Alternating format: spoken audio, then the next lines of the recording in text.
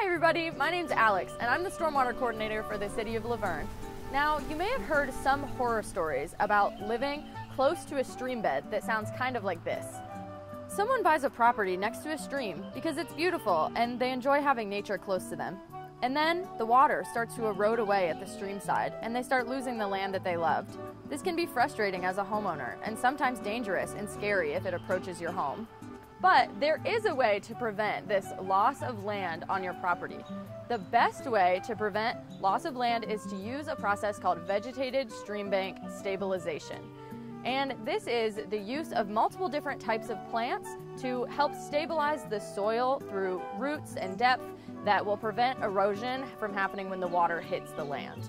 This works because as plants grow, their roots reach deeper and deeper and hold the soil in place.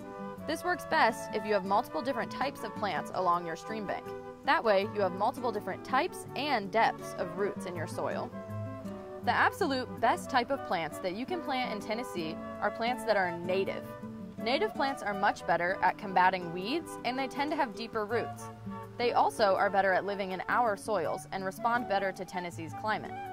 This means less maintenance for you.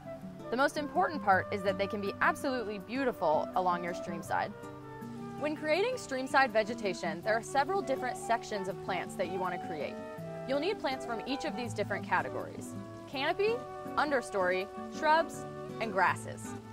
Canopy is made up of tall trees, like willows and oaks.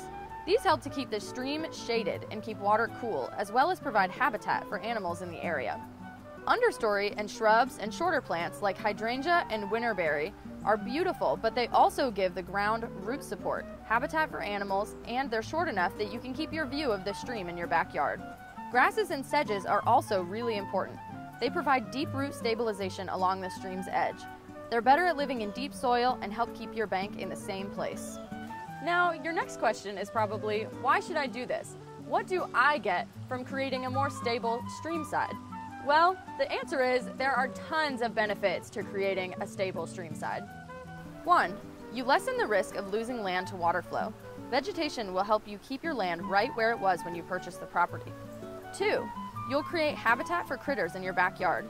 Once you plant trees and flowering plants, you'll notice more wildlife like birds and butterflies in your backyard. And 3, revegetating your stream bank can make your stream look even more beautiful than it did before. By adding flowering plants and beautiful trees, your stream bank will get a beautiful facelift.